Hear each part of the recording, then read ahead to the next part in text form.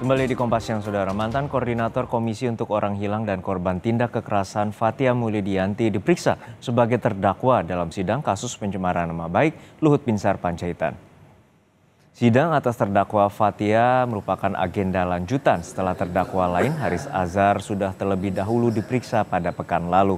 Fathia dicecar sejumlah pertanyaan mengenai awal mula menyanggupi ajakan mengisi podcast di akun YouTube milik Haris Azhar sehingga memilih judul Sinear yang menjadi awal kasus. Fathia juga ditanya sumber riset yang dilakukan oleh 9 organisasi yang memiliki hasil riset dugaan bisnis Luhut di Papua. Untuk lebih jelas kita tanyakan langsung ke jurnalis Kompas TV Valentina Sitorus di Pengadilan Negeri Jakarta Timur. Valen, apa saja yang menjadi fokus pemeriksaan dari jaksa terhadap terdakwa Fathia Mulyadianti? Ya, Juno dan juga saudara, selamat siang. Jadi yang menjadi fokus daripada pemeriksaan yang hari ini dilakukan oleh JPU terhadap salah satu terdakwa kasus pencemaran nama baik Luhut Binsar Panjaitan ini tidak jauh berbeda dengan pemeriksaan terdakwa yang dilakukan pada minggu lalu terhadap terdakwa lainnya Haris Azhar begitu. Memang yang tadi sempat ditanyakan sejak pukul 10 lebih 40 menit waktu Indonesia Barat ini mengenai judul atau mengenai teknis daripada judul yang dirasa clickbait atau dibuat sedemikian rupa sehingga menjadi daya tarik orang untuk kemudian melihat tayangan tersebut di YouTube yang merupakan akun podcast dari Haris Azhar sendiri. Yang jadi pertanyaan ini sebelumnya perlu diketahui dulu Juno dan juga saudara bahwa JPU ini kan menilai pernyataan Haris dan Fathia dalam sebuah video yang diunggah dalam akun podcast ini telah mencemarkan nama baik Luhut lantaran judulnya yang dirasa tidak sesuai dengan hasil penelitian yang sebelumnya dilakukan oleh 9 organisasi masyarakat sipil yang satu di antaranya adalah merupakan organisasi masyarakat yang dianggotakan oleh si Fathia begitu. Nah, judulnya saat itu adalah ada Lord Luhut di balik relasi ekonomi Ops Militer Intan Jaya, Jenderal Bin juga ada. #ngehamtam. Nah, ini berbeda dengan hasil penelitian yang sebelumnya memang ini menjadi dasar dari topik pembicaraan dalam podcast ini yang judulnya adalah Ekonomi Politik Penempatan Militer di Papua, kasus Intan Jaya yang menunjukkan ada keterlibatan Luhut di sana.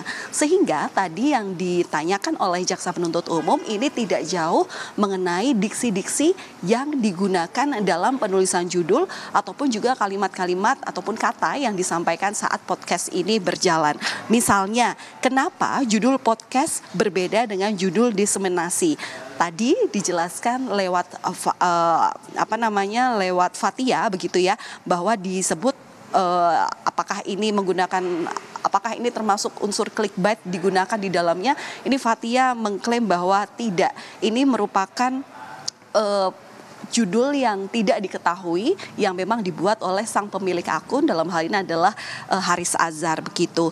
Kemudian saat itu dalam perbincangannya di sini Fathia juga bilang bahwa yang disasar ini bukan personalnya Luhut tapi jabatannya sebagai pejabat publik, karena dalam penelitian yang sebelumnya sudah dilakukan oleh Fathia bersama 8 organisasi lainnya, maksud kami ini ada peraturan presiden yang menyebut bahwa beneficial ownership atau pemilik manfaat dari suatu perusahaan tidak diperkenankan untuk diterimakan oleh pejabat publik.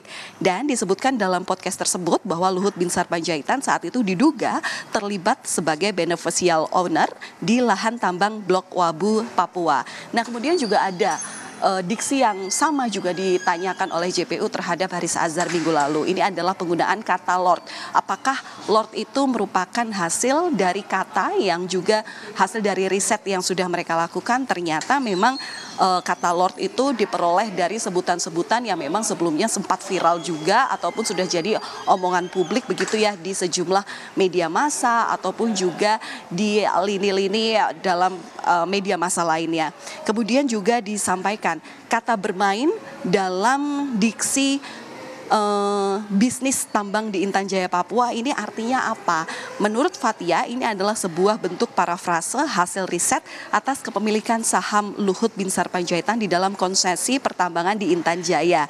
Nah, ini disebutkan bahwa PT Tobakom Del Mandiri ini merupakan anak dari PT Toba Sejahtera Group. Di situ dugaannya ada permainan Luhut dalam saham itu. Nah, ini juga tadi yang sempat ditanyakan JPU sebelum dihentikan sementara proses sidangnya, apakah ada penyesalan dari kalimat-kalimat yang disampaikan dalam podcast baik itu lewat judul ataupun juga lewat percakapan yang disinyalir ini jauh berbeda dari judul penelitian yang dilakukan sebelumnya. Jawabannya Fathia dengan tegas adalah tidak ada penyesalan karena yang disampaikan adalah kepentingan publik di Papua. Nah, adakah pergeseran antara dari hasil penelitian ataupun juga dengan obrolan yang disampaikan dalam podcast itu? Fathia menyebut bahwa tidak ada pergeseran saat ini karena penelitian seharusnya yang bisa dikembangkan saat ini terhenti lantaran kasus ini menyeruak dan kemudian sampai saat ini terus berlanjut. Nah, Jaksa penuntut umum juga sempat menanyakan kenapa dalam podcast ini hanya Luhut saja yang disebutkan begitu kan. Nah, Fathia ini mengatakan sempat bilang bahwa saat itu Luhut ini disinyalir merupakan pejabat publik dan memang klaimnya ini tidak bermaksud untuk menjatuhkan tokoh-tokoh tertentu termasuk juga Luhut di situ. Pejabat lainnya, purnawirawan lain ini juga disebutkan dalam riset.